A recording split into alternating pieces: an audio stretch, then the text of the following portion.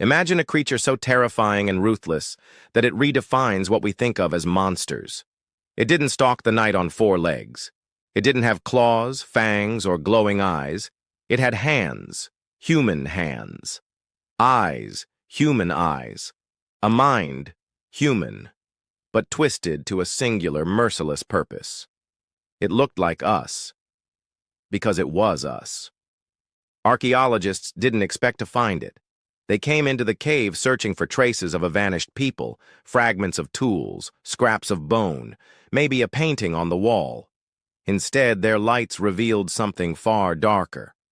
Bones lay scattered across the floor. Some cracked in half, the marrow long ago scraped out. Others bore deep, deliberate cut marks, the kind left when flesh is stripped away with practiced skill.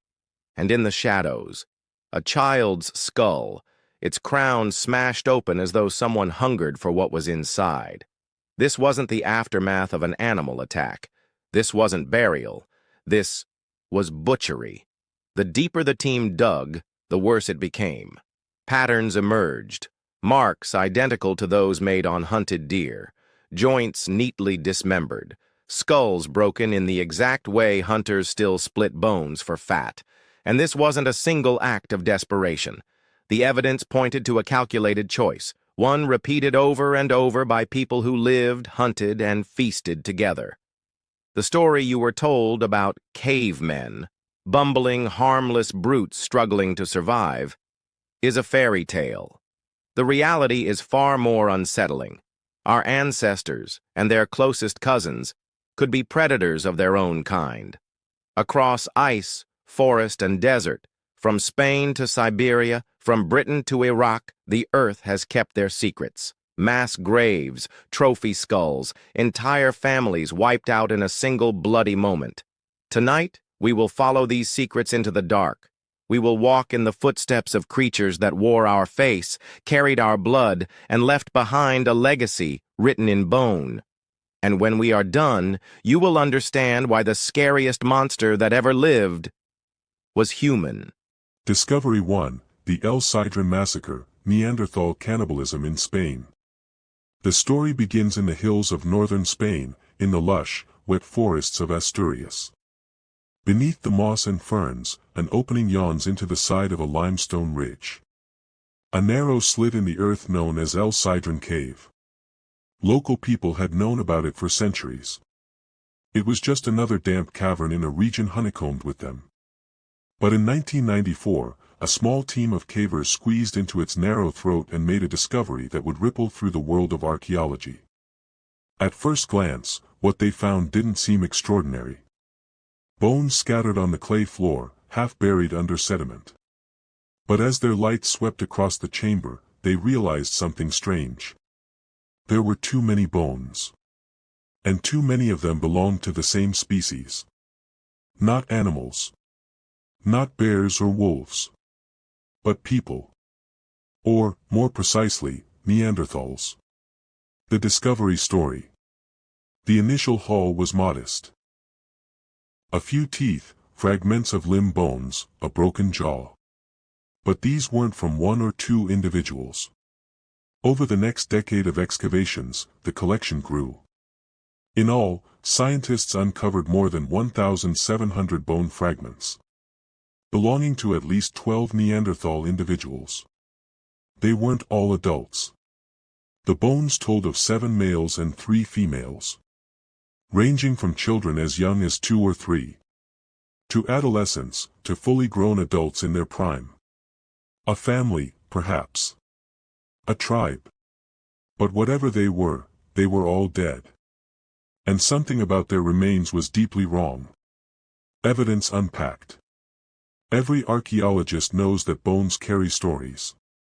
Not just of who a person was, but how they lived, how they died. And sometimes, what happened to them afterward. Under the magnifying glass, the bones of El Sidrón began to speak. They whispered of violence. First, there were the cut marks. Thin, parallel slices etched into the bone's surface. Not random scratches from an animal's teeth. not the result of time and erosion, but precise, controlled cuts. The kind made when a sharp stone blade is drawn across flesh. The same marks appeared again and again. On ribs, on long bones, around joints. Exactly where you'd cut if you were dismembering a carcass. Then came the percussion fractures. Bones deliberately smashed to extract marrow. In some cases, the ends had been cracked open so cleanly that researchers could tell they'd been struck while fresh. And perhaps most chilling, the skull fragments. Some showed signs of having been deliberately broken to reach the soft, fatty brain tissue inside. It was textbook butchery. But the game being butchered was human. The brutal truth. The conclusion became impossible to ignore. These 12 Neanderthals hadn't just died here. They'd been eaten here. And this wasn't the result of wild animals scavenging bodies. It wasn't the desperate, random chaos of a starving group turning on each other in madness. The uniformity of the marks, the precision of the cuts. It all spoke of something chillingly deliberate. The killers had taken their time. They had processed these bodies the way a skilled butcher would prepare a hunted deer. Limb by limb. Bone by bone. Right down to the marrow. And if the killers were also Neanderthals, as all the evidence suggested, then this was not an act of cross-species predation. It was intraspecies cannibalism. Neanderthal on Neanderthal. The question was, why? Possible explanations. Archaeologists have wrestled with this question for decades. Was it simple starvation, the most primal form of survival? Perhaps. The region's climate during the time of El Sidran's inhabitants was harsh, with cold winters and unpredictable food supplies.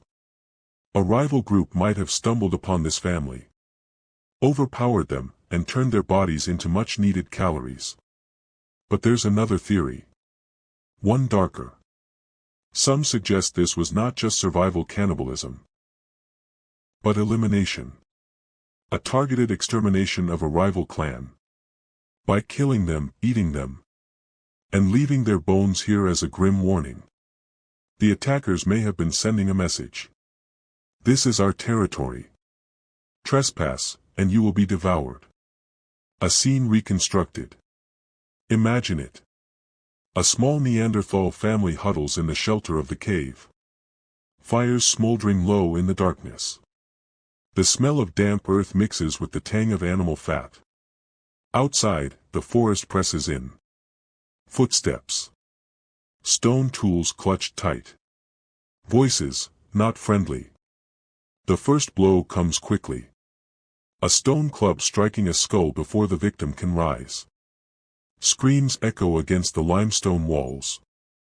Children cry out, but they are silenced just as swiftly. In the end, the firelight flickers not over living faces, but over bodies. The killers work in grim silence. Cutting, stripping, smashing bone for marrow. Meat is roasted, eaten. What remains is left to the cave. Sealed in darkness for tens of thousands of years. Until modern hands disturb their rest. What it means for us. The El Sidran massacre isn't an anomaly. It is part of a growing body of evidence.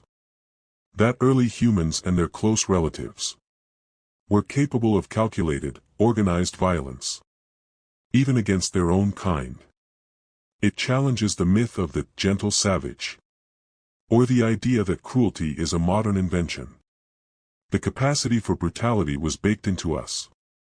Long before civilization. And long before we were even the only humans on Earth. And perhaps most unsettling of all. The people who did this would not have looked like monsters. They would have looked like family. Discovery 2, the children of Sungir. In the frozen heart of Ice Age Russia, a river runs slow and black beneath a pale sky. Its banks are littered with the bones of mammoths, their tusks curling like the frozen waves. It was here, on the floodplain of the Klyazma River, that archaeologists unearthed one of the most haunting burials in human history. The year was 1955. Workers cutting into the permafrost struck ivory, but not from a living animal. They had stumbled upon a grave. What they found inside would force science to confront a question as old as humanity: how far back does cruelty reach? Two children lay side by side, their small skeletons stretched out in the frozen earth. They were positioned head to head, their feet pointing away from each other.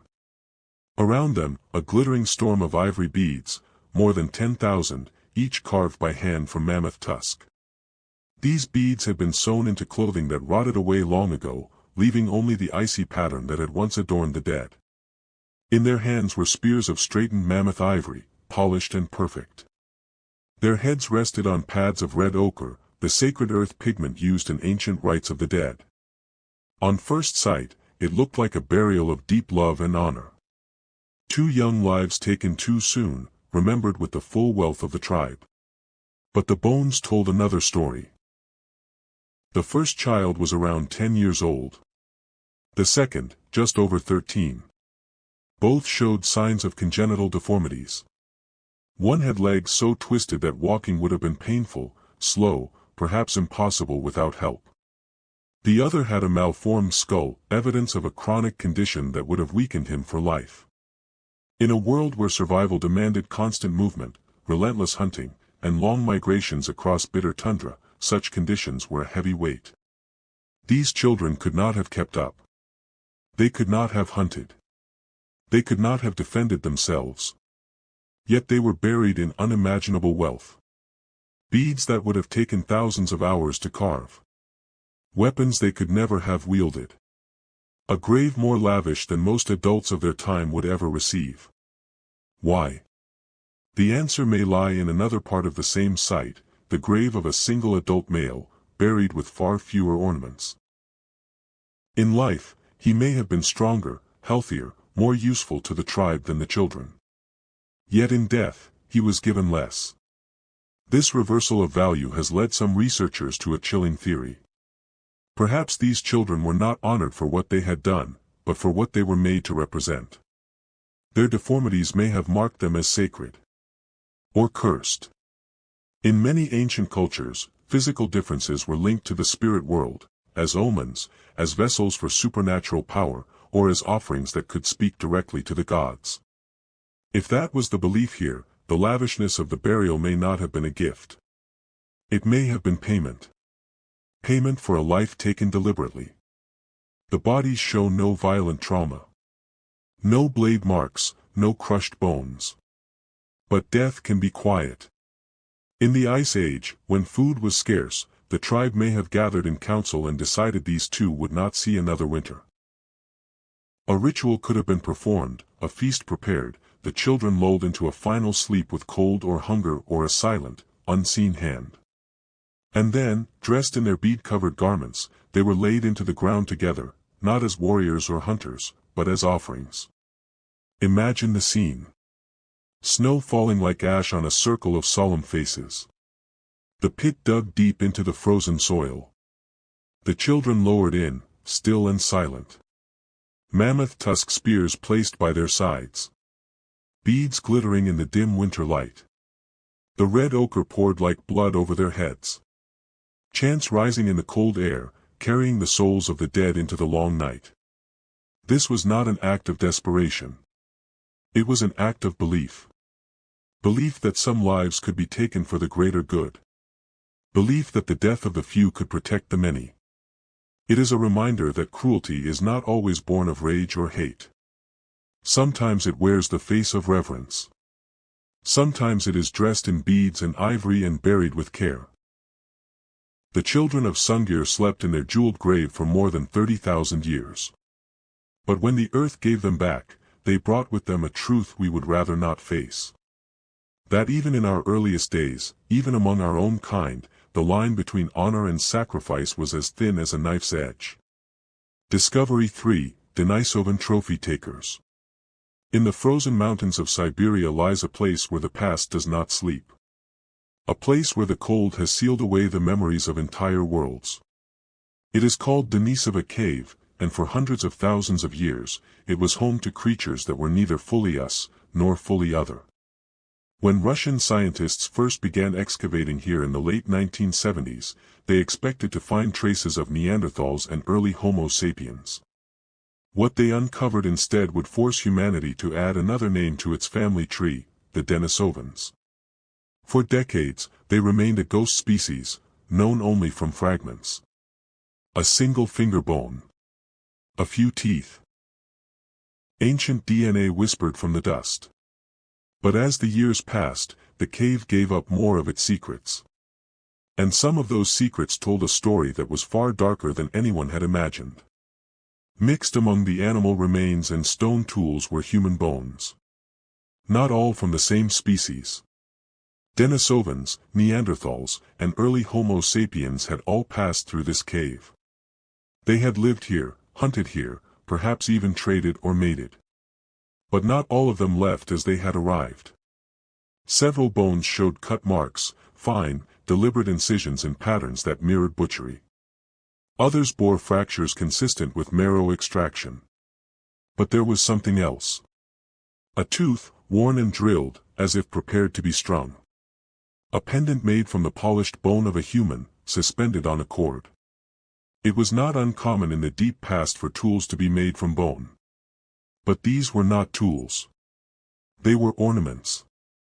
Trophies. The implications are chilling. Somewhere in the icy twilight of prehistory, one species had taken the body parts of another, perhaps a rival, perhaps a stranger, and turned them into symbols to wear on the body. Was this victory claimed after a hunt, a battle, an ambush in the mountains? Was it a warning to others? Or was it something more intimate, the marking of a kill so personal that the remains had to be carried, touched, remembered? Archaeologists cannot say with certainty who the trophy takers were. It could have been Denisovans wearing Neanderthal bone, or Neanderthals wearing the teeth of Denisovans, or even modern humans keeping a piece of both. What is certain is that it happened more than once. This was not an isolated act of violence. It was part of a pattern. The same way some cultures mounted the skulls of their enemies, here, in the deep cold of Siberia, they wore them. Imagine the meeting. Two groups, both armed with spears tipped in stone. They speak no common tongue. They know each other only as threat, as competition for game, for shelter, for the right to survive in this brutal land. The air is so cold it bites the skin. A fight breaks out. Spears strike, stones crush. Blood spills onto the snow. When it is over, the victors do not leave the bodies to the wolves. They take something, a finger bone, a tooth, a fragment of skull. Back at the fire, these are cleaned, drilled, polished. The finished pieces are worn around the neck or sewn into clothing, so the memory of that kill walks with them forever. It is easy to imagine the fear such a sight would inspire. To see an enemy wearing the jawbone of your kin is to know that your own bones could end up the same way. It is a form of psychological warfare that predates language itself. Denisova Cave does not tell us whether these trophies were taken in rage, in triumph, or as part of some ancient rite. But it tells us something perhaps more important. Interspecies contact in the ancient world was not just about trade or mating. Sometimes, it was about domination. And domination in the deep past was not complete until it had been marked on the body. The idea that one human species could kill another is disturbing enough. The idea that they would then keep part of the body as a token is darker still. It blurs the line between survival and ritual. Between necessity and cruelty. We may never know the names of the people who wore those human bones. We will never see their faces or hear their voices. But we know what they did. And we know that in the cold silence of Siberia, the earth has kept their secrets for tens of thousands of years. Secrets that remind us that the most dangerous predator our ancestors ever faced might not have been a beast at all. Discovery 4, the Scalp of Gough's Cave. In the rolling hills of Somerset, England, there is a cave that has watched the passing of ages in silence. It is called Gough's Cave, a deep, twisting cavern beneath the Mendip Hills. Today, its walls echo with the footsteps of tourists, the drip of water, the hum of electric lights. But long before any of that, more than 14,000 years ago, this was a place of firelight, of shadows, and of acts so disturbing that their meaning still chills the blood. The story begins with fragments. In the late 1980s, archaeologists working in the cave sifted through layers of ancient sediment, uncovering bones both human and animal. At first, nothing seemed unusual. The Ice Age had left Britain littered with remains of mammoth, reindeer, wild horse. But among them, the human bones stood out. They were not buried. They were not scattered at random. And they were not intact. The first thing the scientists noticed were the cut marks. Thin, parallel lines carved into the surface of the bone, the unmistakable trace of stone blades slicing flesh from bone. The cuts appeared on skulls, jaws, long bones, and ribs. They were in the same places a skilled butcher would cut when preparing an animal for meat. Then came the fractures. Bones broken open, ends smashed, the marrow long gone. Whoever had done this knew exactly how to extract every edible part of the body. But there was something else, something that set Gough's cave apart from every other prehistoric site in Britain. Some of the skulls had been worked after death, and not for burial. The lower jaws had been removed. The edges of the skulls had been carefully smoothed and shaped. What was left was a hollow bowl, polished by human hands. These were skull cups. The thought alone is unsettling, to drink from the head of another human being. But this was no crude act of desecration. The craftsmanship was precise, deliberate. Whoever made these cups wanted them to last. Why? The simplest explanation is survival. 14,000 years ago, Britain was still gripped by the cold. Food was scarce, winters long and unforgiving. Cannibalism may have been a desperate means to stay alive. But the skull cups point to something beyond mere hunger. If the goal was only to eat, the bones could have been discarded like those of reindeer or horse. Instead, they were transformed. Some researchers believe they were used in rituals. Perhaps to honor the dead, or to absorb their strength. Perhaps to humiliate enemies by turning their very heads into vessels for drink. In some cultures, centuries later, skull cups were a mark of victory, a way for the living to declare dominance over the dead. Picture it.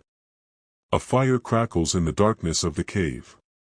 Figures sit close, their faces flickering in the light.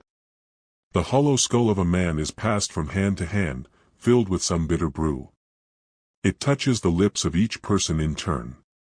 The act binds them together, in memory, in victory, in warning. Whether the dead were kin or foe, we cannot know. Whether the drink was blood, water, or fermented plant, we cannot know. But the intention is clear, this was a moment to remember. The marks on the skulls tell us that the flesh was removed first, then the bone carefully thinned and shaped. This was not the work of someone in panic or starvation. It was slow. Purposeful. Planned. Gough's cave forces us to ask questions we would rather avoid. Was this reverence, or degradation? Was the person whose skull became a cup honored in death, or mocked? And which is worse, to be eaten in desperation, or to be remembered in this way? When the archaeologists finished their study, they returned the skull cups to their place in history. But the images remain. Smooth bone, pale against the black soil. The curve of a human temple reshaped into the lip of a cup. The quiet knowledge that, once, this was not unthinkable. In the deep cold of post-Ice Age Britain, the line between human and prey blurred. In Gough's cave, it vanished entirely. Discovery 5, the Talheim Death Pit. In the summer of 1983, construction workers in the small German town of Talheim were digging the foundations for a new house. The soil was rich and dark, the kind that had fed crops for generations. But as the backhoe cut deeper, the earth gave up something older than farming, older than the town itself. A human skull rolled from the dirt. Then another. Then a third. The authorities were called, but this was no modern crime scene. The bones were ancient, their surfaces stained with the passage of 6,000 years. Archaeologists arrived, and soon the full picture emerged, a shallow pit, barely large enough to hold what it did. Inside were the remains of 34 men, women, and children. Their skeletons lay tangled together, limbs crossing, skulls pressed against ribs and hips. There was no sign of burial. No careful arrangement. They had been thrown in, one after another, until the pit was full. And every single one of them had been killed. The bones told the story with brutal clarity. Many of the skulls bore deep, sharp-edged fractures, the unmistakable result of stone axe blows. Others had arrowheads still lodged in the bone, or punctures in the ribs where spears had pierced them. Some had multiple wounds, as if struck again and again even after falling. There were no defensive injuries on the forearms, no signs that they had fought back. Whoever killed them had done so swiftly and without resistance. And when the archaeologists examined the ages and sexes of the dead, the truth became even darker. Most of the adult males were missing. Among the dead were women, children, and older men, the ones least likely to survive without protection. This suggested that the able-bodied men had been away when the attack came, perhaps hunting or working in distant fields. The killers had struck when the village was vulnerable, wiping out those who could not fight. The victims were part of the linear pottery culture, one of the first farming communities in Europe. They lived in longhouses, grew crops, and raised livestock. Their neighbors, the attackers, were likely of the same culture. This was not an invasion by strangers. This was neighbor against neighbor. Archaeologists believe the motive was simple and chilling: land. In a world where fertile soil meant survival, conflict was inevitable. The Talheim massacre may have been part of a campaign to seize territory, eliminate rivals, and send a warning to others. The speed and precision of the attack suggest planning. This was not a skirmish. This was extermination. Picture the day it happened. The sun rises over the fields.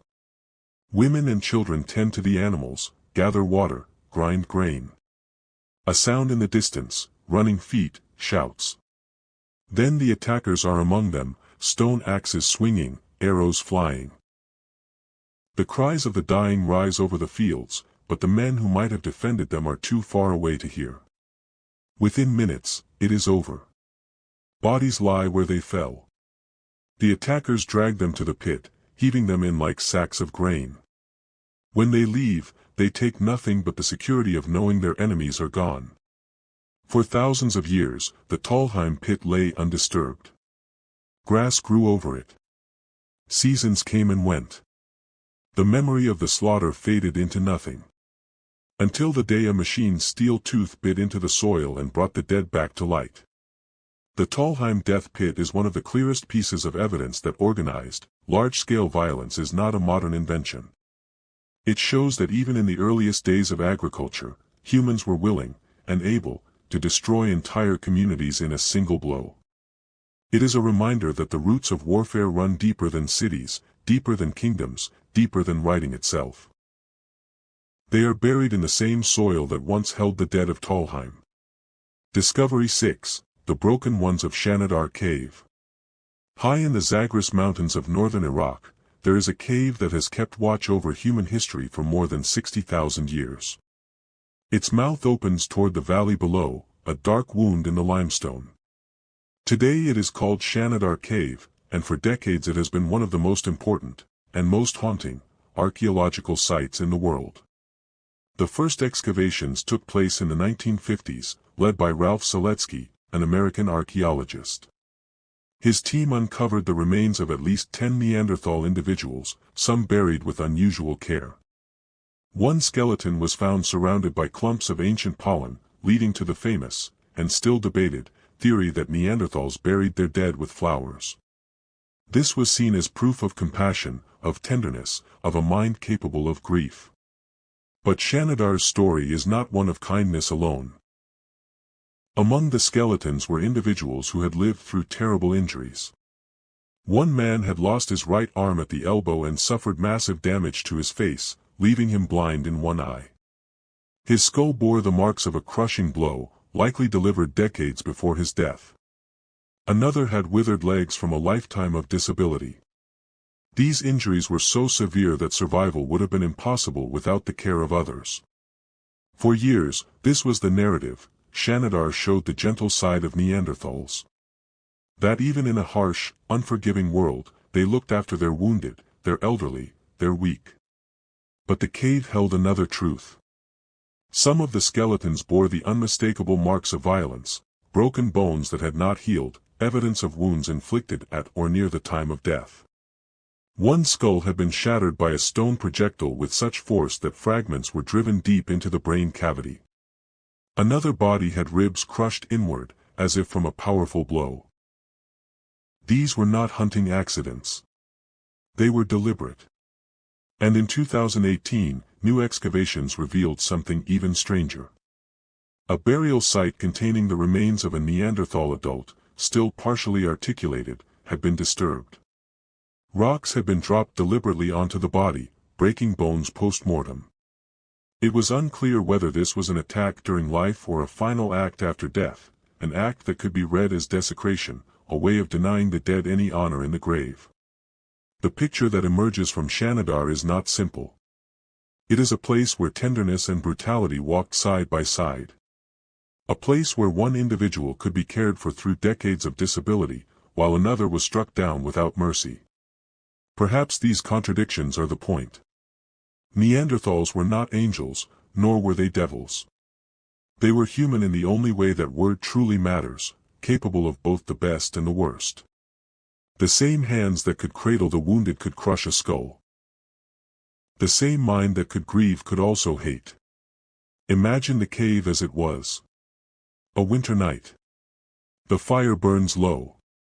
In the shadows, a man who has been blind for half his life sits close to the heat, feeling its warmth on his face. Others lie near him, their bodies pressed for warmth. Outside, the wind howls. Somewhere deeper in the cave, another body lies cold, bones broken by stones, abandoned without care. The walls have heard it all, the soft murmur of comfort, the scream of the dying, the silence that follows. Shanidar has been both sanctuary and slaughterhouse.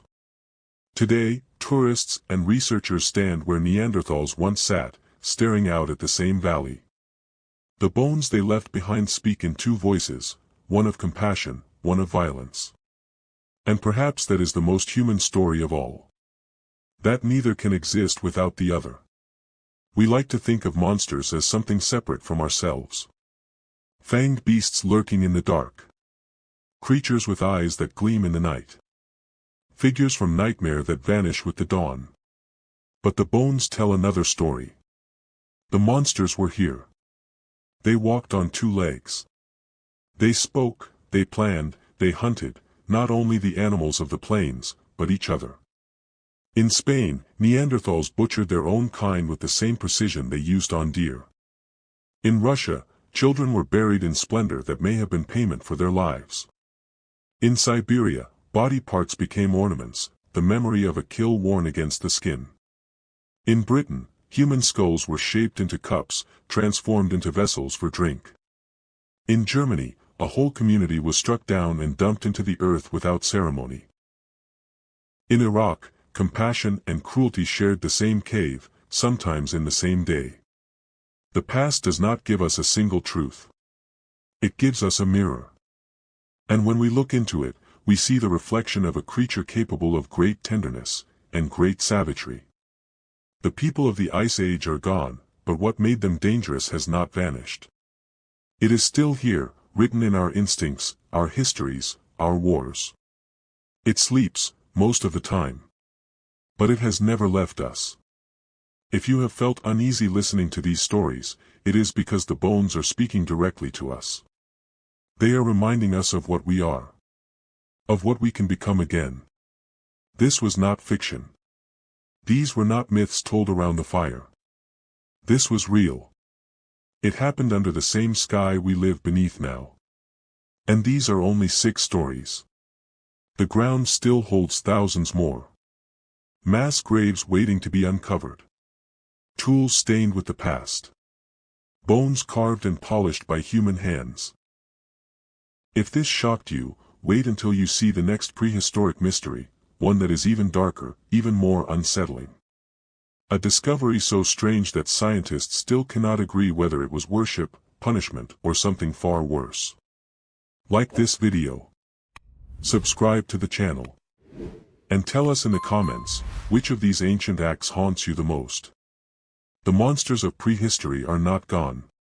We carry them with us. And the earth remembers everything.